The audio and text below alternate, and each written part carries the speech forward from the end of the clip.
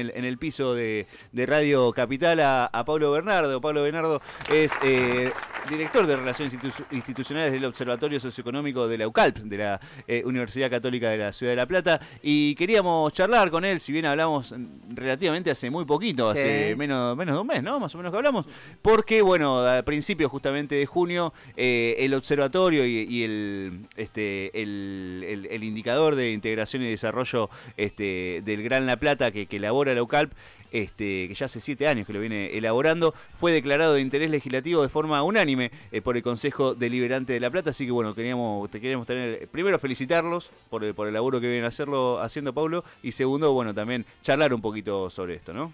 Muy buenos días, gracias por invitarme, la verdad que es un placer estar con ustedes. Otra vez, muchas gracias. No, por favor. Vos sabés que nosotros jamás comprometemos a la gente al aire, pero sí te tomo que una vez por semana podrías venir a explayarte sobre tus trabajos, sobre las proyecciones. Por supuesto. Ya lo hemos hablado con vos y lo hemos hablado con Martín también.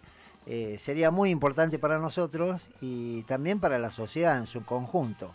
Tan importante es esto que yo tenía algo que no sabía si adelantártelo inicialmente o no, pero vos sabés que Biden, dentro de lo que es la OTAN, propuso que los Estados miembros aporten un 2% de su PBI para generar armamentísticamente una defensa, ¿no es cierto? Ahora, nosotros te proponemos, o vos recién lo hablamos con Robelli, si está en tu gobierno interior, ¿por qué no esta propuesta del 2% del PBI en los países que están por fuera de la OTAN, que pueden ser los países del BRICS o los países no alineados dentro de la OTAN, para empezar a transitar un camino que esté destinado a evitar la pobreza en el mundo?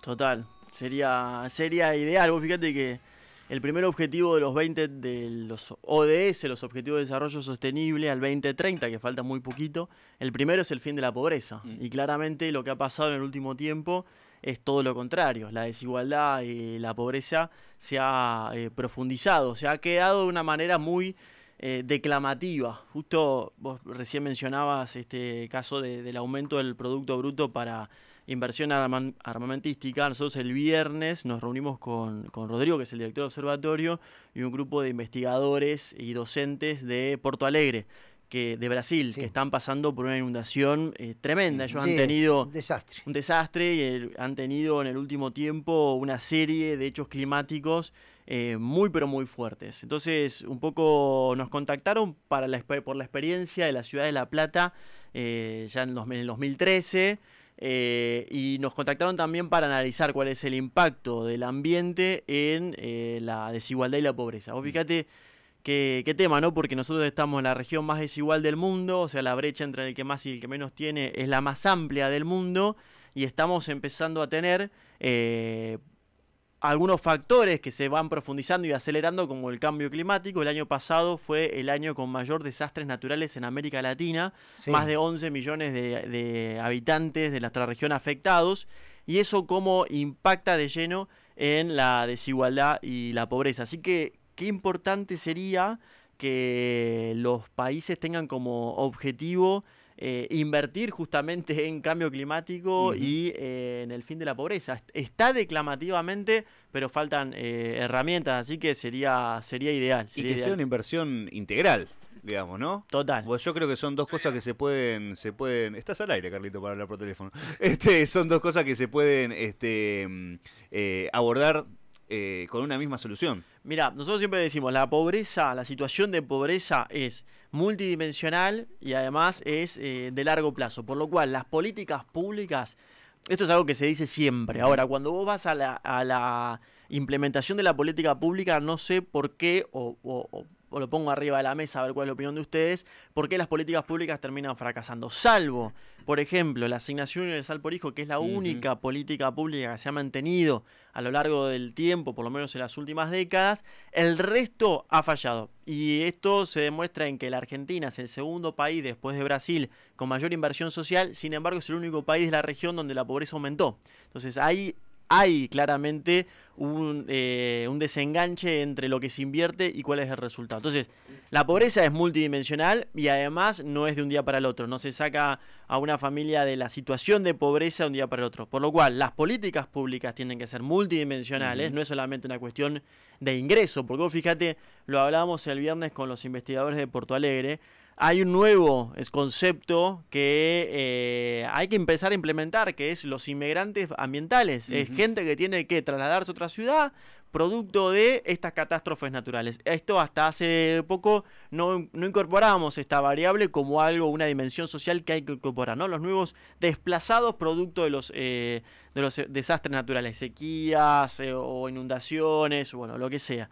Y por otro lado también hay un concepto de también un impacto en materia de salud mental, ¿no? El miedo que provoca después de una vez que baje el agua, todo lo que genera. Ahora, no es solamente una cuestión de, bueno, hago un paquete de dinero y ese dinero entra como un subsidio a la familia. Hay toda una cuestión que queda después de una inundación, por ejemplo, la recuperación de los documentos, la recuperación de las pertenencias, el lugar tuyo que era propio, casas que han desaparecido directamente, todo eso lleva mucho más tiempo. Por lo cual, pensar una política de salida de situación de pobreza simplemente por dinero que ingresa al bolsillo es una medida errónea. Tiene que ser también una cuestión de hábitat, de ambiente, bueno, es mucho más profundo. Bien integral. Paulo, vos sabés que ayer estuvimos hablando con Valentín este tema, y dentro de lo que veníamos hablando, nosotros pensábamos que, bueno, hay dos grandes rutas a seguir. Una es el combate a la pobreza y el otro, la defensa del medio ambiente. Vos pensás que nosotros somos 47 millones de habitantes y tenemos una desertificación muy importante dentro del país, y lo que son políticas públicas que vos haces mención, una de las políticas públicas puede ser una obra pública diferenciada a la obra pública convencional, donde ayer estábamos haciendo el estudio con Valentín. Vos encontrás que el 95% del gasto o de la inversión en lo que es la obra pública convencional, por ejemplo, una ruta, el 95% son insumos y el 5% es mano de obra. En el caso de la forestación, buscando, obviamente que tenemos superficies de sobra para generar inversión sobre el planeta, en este caso, el 95% es mano de obra y el 5% son insumos. Vos fijate el impacto que tiene el tema de la forestación y el impacto positivo que tiene lo que es forestar, ¿no es cierto? Todo esto se puede implementar porque hay algunas leyes. Está la ley de forestación de márgenes de rutas, de cortinados de campo que se puede producir. Hay tierras fiscales donde se pueden desarrollar sectores boscosos, ¿no es cierto? Todo esto creo que estaría en muy buenas manos si ustedes lo impulsan. Sí, para nosotros, bueno, el Papa Francisco, ¿no? Ya en su momento cuando habla del cuidado de la casa común, cuando saca la encíclica Laudato Si, digamos, está poniendo este tema como principal preocupación. Nosotros, por eso te decía, el viernes tuvimos una muy buena experiencia con este grupo de profesores investigadores de Brasil, porque claramente ellos están pegando mucho más cerca. Nosotros también, digamos, la sequía, todo lo que ha generado el impacto también en materia productiva en nuestra ciudad. Claramente nuestra ciudad ha cambiado a partir de lo que pasó hace ya 10 años, pero sin ninguna duda la problemática del ambiente no puede estar disociada al análisis de la situación de pobreza y de vulnerabilidad, ¿no? Por eso digo, el año pasado ya nos dejó una advertencia. El año pasado fue el año récord con mayor cantidad de desastres naturales en la región. Entonces, parece un poco difícil pensar que se puede ser o que algo más nos puede llevar a profundizar la desigualdad cuando ya tenemos una base de desigualdad muy alta. Por ejemplo, un plan hidráulico, un plan integral hidráulico para el conurbano, para que deje de inundarse, aproximadamente por los cálculos que nosotros hemos hecho, son 8.000 millones de dólares. Bueno, es muy difícil que un gobierno, primero ni hablar, un gobierno municipal no tiene la capacidad de hacer un plan integral de inundaciones. Ahora, es muy difícil también que un gobierno nacional lo pueda hacer si no es con financiamiento internacional. Del Bueno, BID, por ejemplo. Por ejemplo, pero digo, 8.000 millones de dólares saldría hacer lo básico para que el conurbano deje inundarse. El conurbano es justamente mayor cantidad de personas en situación de pobreza y vulnerabilidad en el conurbano. Bueno, ese plan, por supuesto, no es de un día para el otro y, por otro lado, lleva muchísimo tiempo y muchísima inversión. Pero es clave, digamos, si no, cada vez que llueve son las imágenes que vemos en los medios. Y te agrego una cosa más.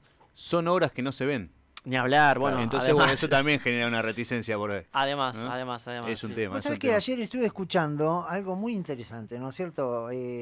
Definición de palabras importantes, trascendentes, definidas en 2 palabras. Por ejemplo, la política es poder. Dos palabras. La economía es tener. La ciencia es saber. Y algo muy trascendente, la religión es creer. ¿Cómo conjugamos todo esto? Qué difícil, es difícil. Es un misil, No, a mí lo primero que se me viene a la cabeza es el concepto de poliedro del Papa Francisco, ¿no? El Papa Francisco... Te tiré el centro. Totalmente, ¿no? Pero, digo, es cierto, ¿no? El Papa Francisco hace rato nos viene diciendo, nos viene convocando a una mesa en común. No hay posibilidad de que los problemas en la Argentina y en nuestra región sean resueltos solamente por el Estado, ni tampoco la contrapartida no es el Estado, es el mercado. Me parece que es todo junto, ¿no? Eso también fue una conclusión interesante que sacamos el otro día con este grupo de investigadores. En un momento donde Brasil también ha tenido este vaivén en materia política, ¿no? En un momento la política ha puesto al ambiente como algo relevante, después el péndulo lo llevó a que se deje de invertir en materia de ambiente, y hoy está en una situación compleja. Nosotros creemos claramente que es todos los actores en la mesa. Las universidades tienen mucho para aportar, la iglesia tiene mucho para aportar, el Estado sin ninguna duda, que es el que marca de alguna manera el objetivo, el norte, cuáles son los instrumentos, el mercado, el empresariado, los gremios. Me parece que por lo menos la estabilidad, viniendo a nuestro país, la estabilidad de los últimos 40 años, la estabilidad política, por así decirlo, no ha venido acompañada de la estabilidad económica. Nosotros cuando vemos los últimos 40 años nunca hemos podido romper el piso del 25% de pobreza, y promedio un tercio de los argentinos en los últimos 40 años han nacido, han crecido y han seguido siendo pobres, ¿no? Con una particularidad: estas dificultades en momentos de recesión como la que estamos viviendo se profundiza. Entonces hoy tenés, por ejemplo, un tercio de los trabajadores formales que, a pesar de tener todos los derechos, de tener aguinaldo, de tener vacaciones, de estar registrado, un tercio es pobre. Entonces, eso es un fenómeno que no...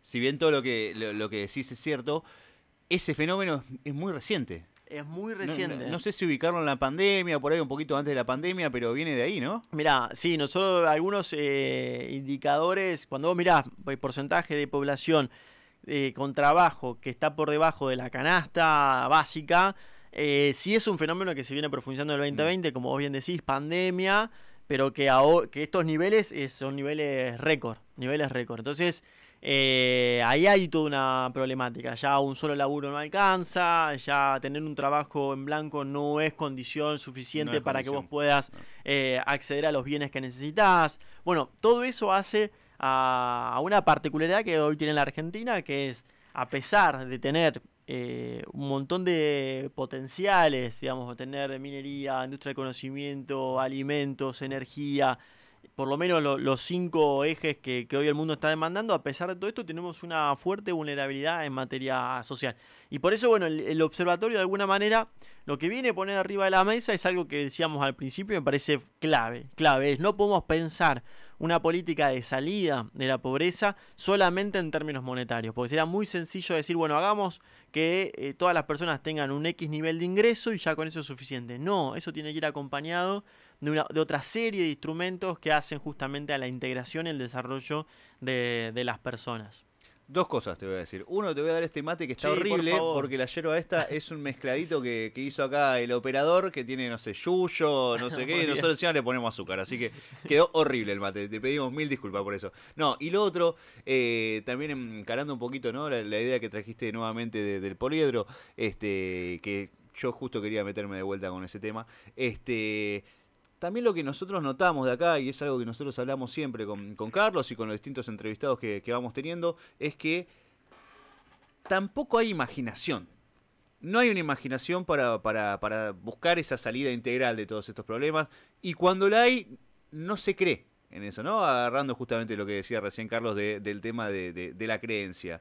Yo no sé si es una cuestión de que faltan equipos técnicos, de si falta una decisión política, una decisión no tanto política, sino ciudadana también, ¿no? De ir en ese lado. No sé qué ves vos en ese sentido. Sí, yo creo que siempre, mirá, perdón que vuelva lo tengo tan fresco a lo que pasó en la reunión del viernes que la menciono Mete. mucho, digo, porque la verdad que hay muchas de estas conclusiones que las sacamos con este grupo de investigadores que están pasando por una situación muy compleja y que también están pensando a ver cómo se sale y qué pasa el día después, ¿no? Porque hoy está en una emergencia, ¿no? Y ante una emergencia, ¿cuál es el rol, por ejemplo, en un observatorio de una universidad? Bueno, tratar de ayudar con lo básico, pero también hay que ir pensando el día después.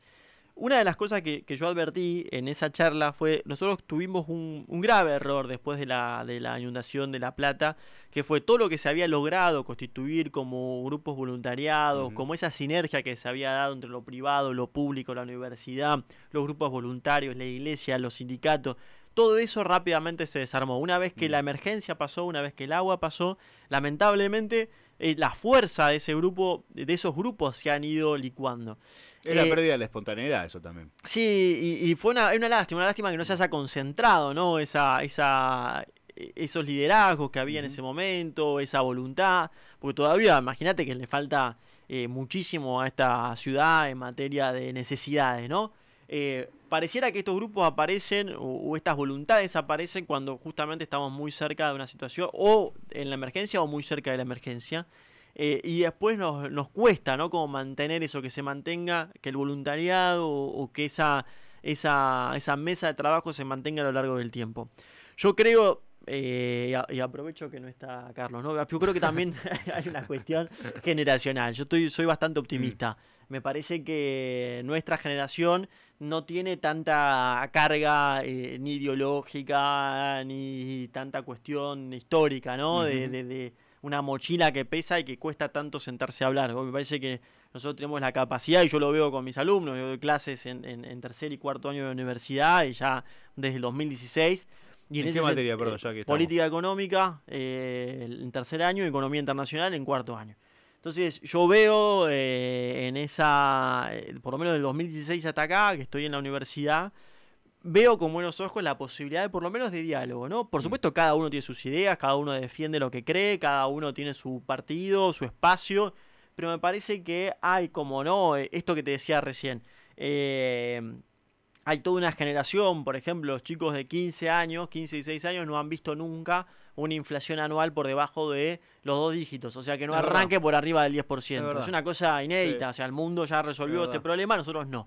Entonces hay toda una generación, por ejemplo, de los 40 en adelante, que siempre ha convivido con un tercio de la población que vive en situación de pobreza. Entonces, si sos parte de la clase media más frágil, cualquier viento de la economía en contra, enseguida genera que tengas que estés considerado como una situación en pobreza, digamos. Entonces, todo eso hace me parece generaciones y generaciones que están viendo siempre lo mismo, ¿no? Un péndulo que va y viene, pero no termina de resolver. A mí me da cierto optimismo que por lo menos hay toda una generación que me parece que va a ser más sencillo ponerse de acuerdo. A mí me jode y me molesta mucho, me parece que las confrontaciones tan fuertes en materia política, ideológica, me parece que nos sacan tiempo. Y además, y esto corre por cuenta mía, por supuesto, pero que son confrontaciones que no son tal. Tal cual. Porque después se apagan las cámaras, se apagan lo que sea y son todos amigos, todos se conocen, por ahí, que qué sé yo. Hay algunos extremos que no se tocan de ninguna manera, pero todos tienen algún tipo de lazo, todos hablan y terminan intercambiando ideas a fin de cuentas. Total, yo digo, para mí la política pública, por ejemplo, la asignación universal por hijo, es un ejemplo de algo que vino a resolver una problemática, a pesar de que hoy tenemos 60% de los chicos por debajo de la línea de pobreza, y es realmente un escándalo, digamos, el Papa Francisco lo pone en estos términos: la pobreza es un grito y es realmente un escándalo. A pesar de eso, imagínate lo que sería sin, por ejemplo, esta ayuda que va directamente al beneficiario. Fue pensado en el Congreso por un espacio político, fue implementado por otro espacio político, lo mantuvo en la gestión siguiente. Por supuesto, en la pandemia fue fundamental contar con esto, pero además también con la tarjeta alimentar y con otros programas, y este gobierno lo continúa, algo que arrancó ya 4 gestiones atrás. Entonces, digo, eso me parece que es clave. Después en el medio se han hecho algunos retoques, pero digo, es una política pública que tiene contrapartida, que vos tenés que presentar, por ejemplo, los avances en materia de salud o en materia de educación, que va directamente al beneficiario, que no hay ningún intermediario y que viene a resolver una problemática, por lo menos el acceso a ciertos servicios o a ciertos bienes. No, y además también tiene otra cuestión, que es una política pública que se transformó en derecho, digamos, ¿no? Y eso me parece que es importante también. Hoy nos preguntabas cuál era nuestra perspectiva de por qué hay otras políticas públicas de este tipo, digamos, que no funcionan. Yo creo que tiene mucho que ver con que son focalizadas. En cambio, la asignación universal por hijo, como lo dice justamente su nombre, es universal, ¿no es cierto? Y me parece que en eso, bueno, el Papa ha hablado también de este tema, pero me parece que eso tiene mucho que ver porque, bueno, cuando se focalizan las cosas, generalmente se atiende a un problema chiquito y no a una cuestión integral, ¿no? Total. Bueno, lo último, por lo menos, una política pública que tuvo mucho alcance, pero me parece que no cumplió con el objetivo, que fue el potenciar trabajo, ¿no? 1.600.000 beneficiarios, que el objetivo era justamente incorporar a este segmento al trabajo formal, y solamente 1.2 o 1.3% lograron finalmente el trabajo formal. En el medio, mucha discusión respecto a cómo se llegaba a ese beneficio. La cuestión de los intermediarios, toda esa intermediarios que terminaron desarmando un programa que tal vez, digamos, me parece que los papeles tenían muy buena intención, que es cómo hacemos para todos aquellos que están trabajando en la informalidad, mucho que tiene que ver, por ejemplo, con comedores, con cuidado, mujeres que ayudan en el cuidado de un adulto mayor o limpian casas y demás. Bueno, ¿cómo hacemos para justamente todas esas personas puedan tener un puente hacia el trabajo formal? No, y que además, perdón, agarrándome de esto que estás diciendo, tenía contradicciones con otras políticas de Estado. A ver, se hablaba de que pase a la formalidad. Bueno, sí, pero pasaba a la formalidad y vos tenías un salario formal que por ahí estaba, no te digo por debajo, pero que estaba ahí nomás, y por ahí el beneficiario del programa le convenía quedarse en el programa. Después eso se revirtió, o sea, se buscó revertir. No sé realmente cuál es el impacto que haya tenido después de la reversión esa, pero también te encontraste con un panorama hoy en día, por ejemplo, de recesión, que no se consigue trabajo, por lo menos para este tipo de cuestiones, digo. Total. Sí está claro que en estos procesos cíclicos que tiene la Argentina, y en este caso nosotros ya estamos en una recesión en términos técnicos, de 2 trimestres consecutivos de caída de la actividad.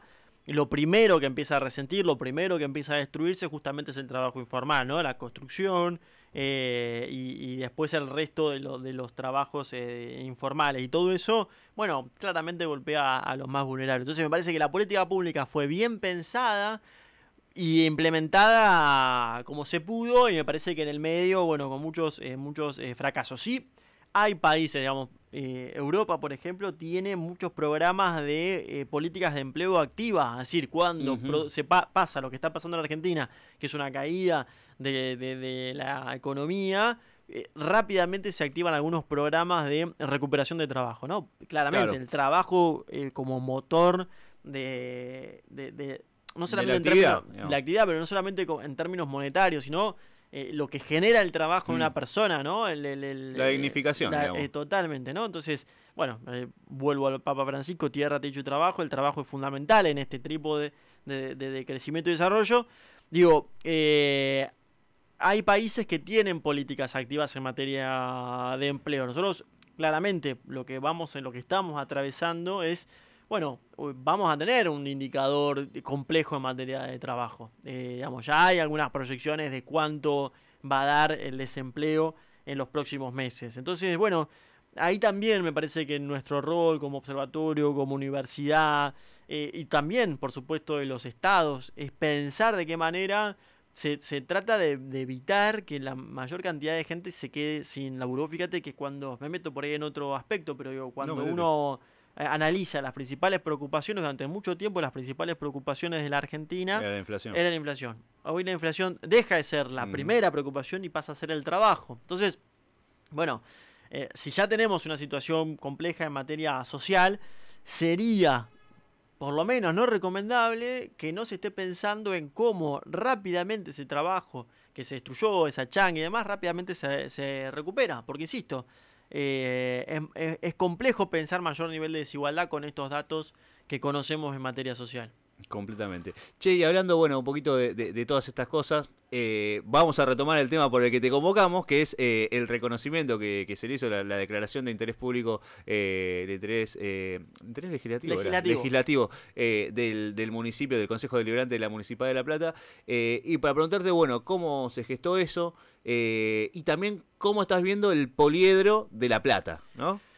Bien, bueno, sí, hace una semana el Consejo Deliberante declaró de interés legislativo el último indicador, ¿no? Una iniciativa que toma Nicolás Morzone, lo presenta a todos los concejales y fue aprobado por unanimidad. Y nosotros estamos más que agradecidos porque primero es un reconocimiento al laburo.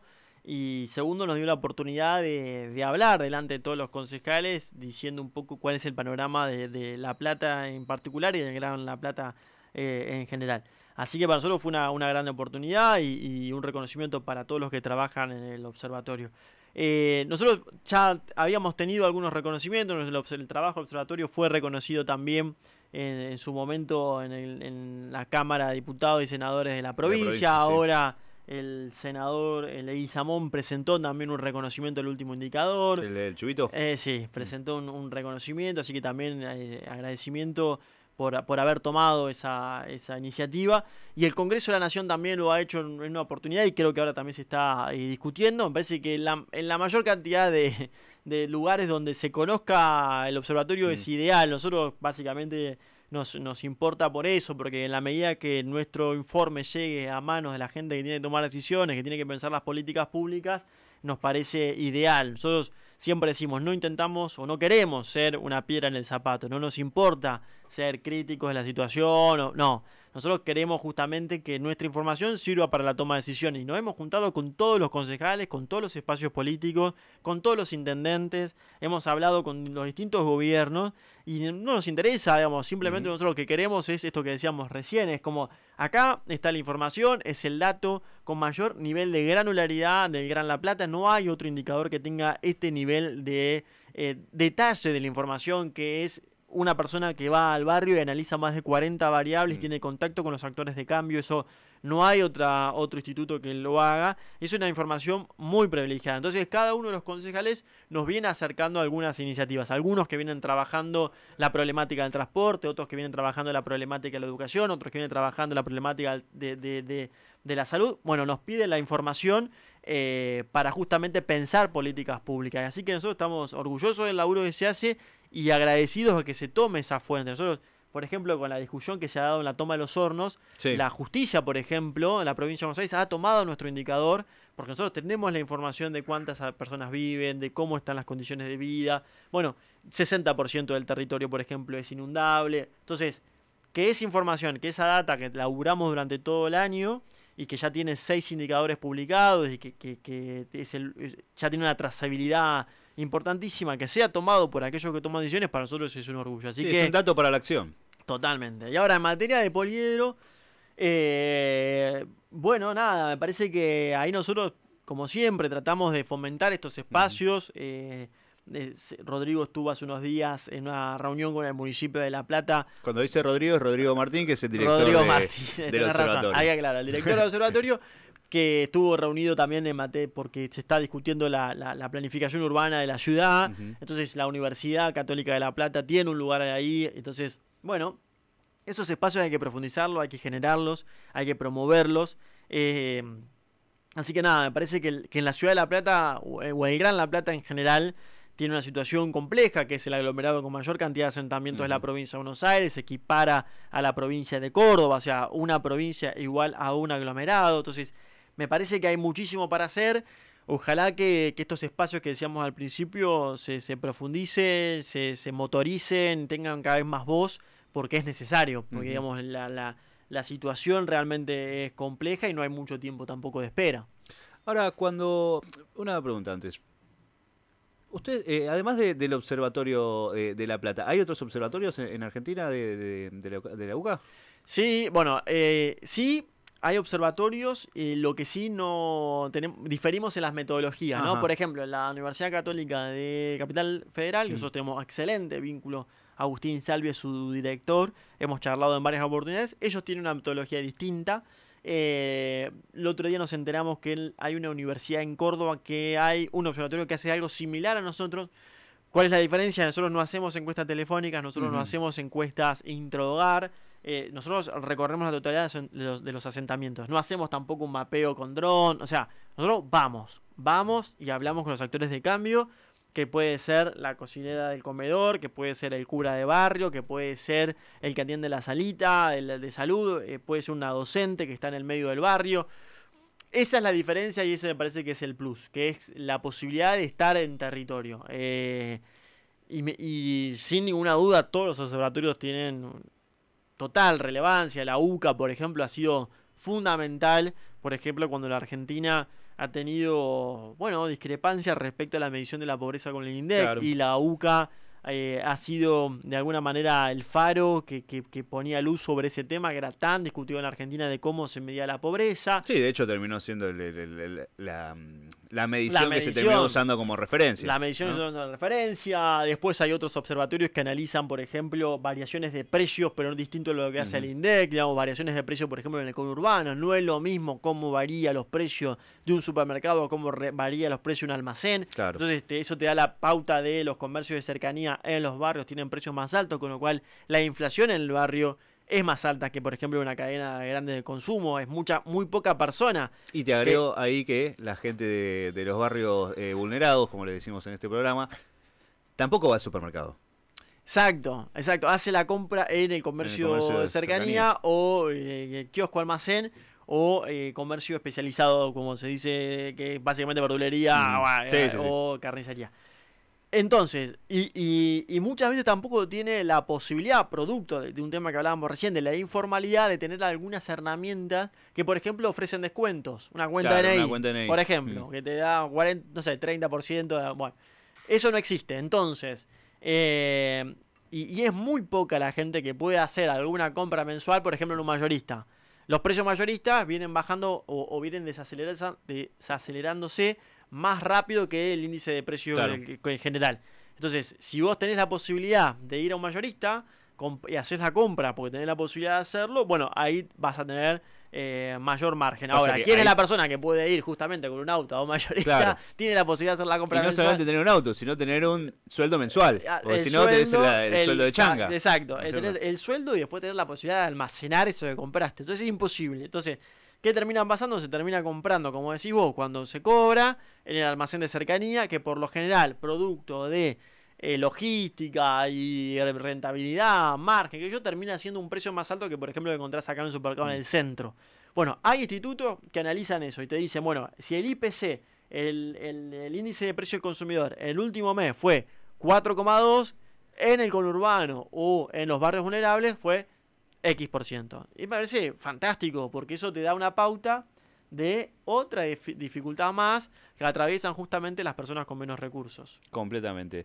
Y ahora sí, ya introduciéndonos en el final de la entrevista de hoy, después van a hacer columna, no van a hacer más entrevistas, ya que lo comprometimos al aire y lo volvemos a comprometer. Preguntar también, ¿cuáles son los modelos de referencia que toman como para buscar salidas integrales? Digo, ustedes cuando analizan, me imagino que también analizan qué es lo que va haciendo cada país o cada región, qué sé yo. A mí, por ejemplo, en su momento me había impactado mucho una política que tenía China para salir de la indigencia, en uno de los desafíos que se había dado para el año 2021, si no me equivoco, que era la política de alivio focalizado, se llamaba, que era, mandaban obviamente esto...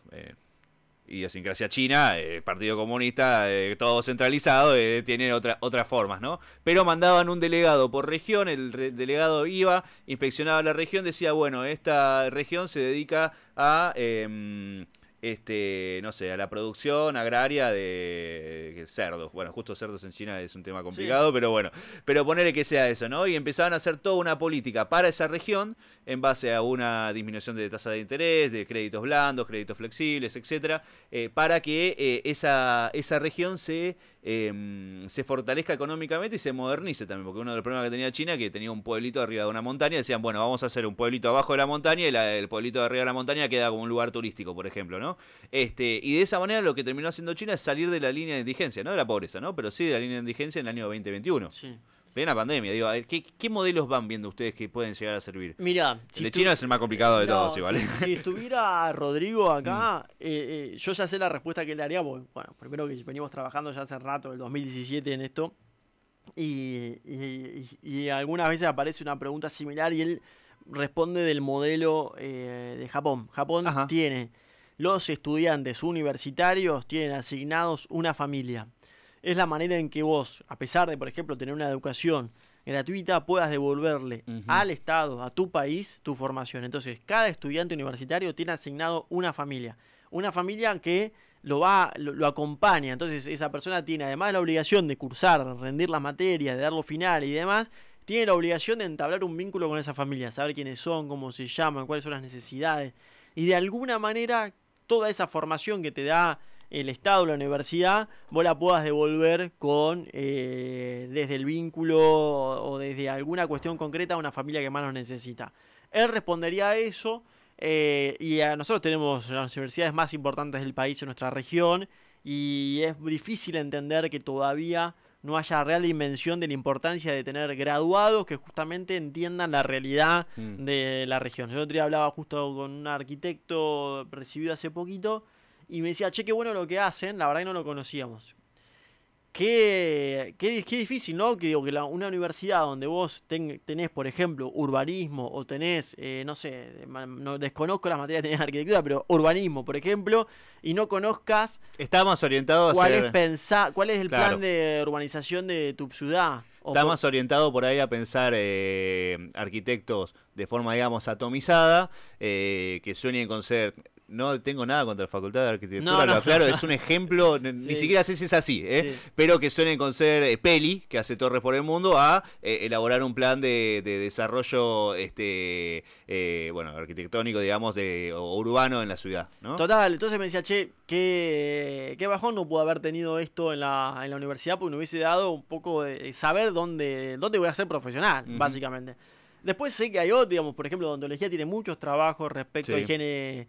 Hay mucho laburo de extensión. Hay mucho laburo de extensión, buenos, me parece que ahí hay que profundizar muchísimo. Y después, bueno, hay que ir viendo las políticas públicas de otros países, digamos, por supuesto son contextos distintos, son realidades distintas, son morfologías distintas de alguna manera, entonces por ahí lo que sí resultó en algún lado, en otro lugar no. Lo que sí creo es, nuevamente, algo que hasta el hartazgo se ha dicho y ya todos lo conocemos, pero esto que decimos que parece tan simple después no se termina implementando. La pobreza es multidimensional, no es solamente una cuestión económica. Nosotros estamos acostumbrados a pensar la pobreza solamente por ingreso y no es así. Digamos, la pobreza también tiene que ver con el lugar donde vivís, tiene que ver con el trabajo, tiene que ver con la salud, tiene que ver con la educación. El bioma. Exactamente. Después, entonces, primero es multidimensional. Segundo, que no hay país que haya demostrado que de un día para el otro la situación cambia, es algo que tiene que mantenerse a lo largo del tiempo. Y tercero, tiene que entender el contexto, el lugar, porque cada uno tiene su idiosincrasia. Entonces, cuando vos pensás una política pública que no es multidimensional, cuando pensás una política pública que solamente dura un año, o solamente dura un año electoral, o solamente dura una gestión, cuando vos pensás una política sin entender muy bien dónde vive esa persona y cuáles son las problemáticas de esa persona, lamentablemente la política fracasa. Así que me parece que ahí tenemos un gran desafío de ir pensando justamente políticas públicas que realmente sirvan para el acceso a la educación, el acceso al laburo y que, bueno, estas familias con estas vulnerabilidades puedan ir saliendo con sus propias herramientas, sin una duda, pero con acompañamiento del Estado, pues necesario. Completamente. La última, ahora sí la última. Nosotros, viste, no me acuerdo si lo hablamos la última entrevista, yo calculo que sí, porque Carlos lo repite permanentemente, pero que hablamos mucho del modelo de industrialización de cárceles. Y ayer, justo que estábamos pensando en llamarte, hablábamos y decíamos, bueno, va a sonar feo esto, por favor que nadie se ofenda, pero ¿a quién le lava los pies el Papa? Sí.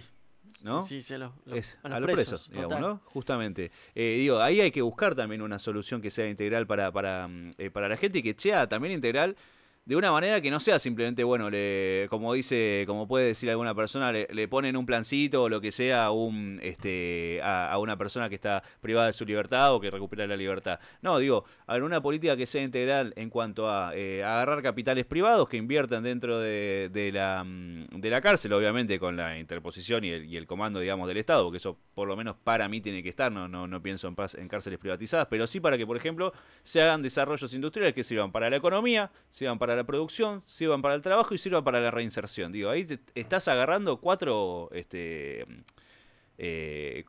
problemáticas en concreto y que también, porque esto es otra de las cosas que nos planteamos con Carlos, digo, bueno, ¿cuánta gente que vive en los asentamientos tiene algún familiar, un conocido, lo que sea, que está privado de su libertad también? Digo, también sirve en ese sentido, o sea, y no se ve que se piensen esas cosas. No, cuesta, digamos. Sé que hay algunos trabajos que se estuvieron haciendo hace poquito. En un congreso que compartíamos, ahora me olvido el nombre, pido disculpas, una señora que trabaja en cárceles y trabaja toda la parte de literatura, toda esa parte con los presos y ha demostrado cómo, por ejemplo, con la lectura y demás han bajado los índices de violencia dentro de las cárceles. Es un laburo espectacular. Ahora, en términos macro, sí, cuesta. Yo te adelanto por ahí algo que en algún momento me gustaría hablar, porque lo estamos estudiando, estamos trabajando, lo estamos leyendo bastante y tiene que ver.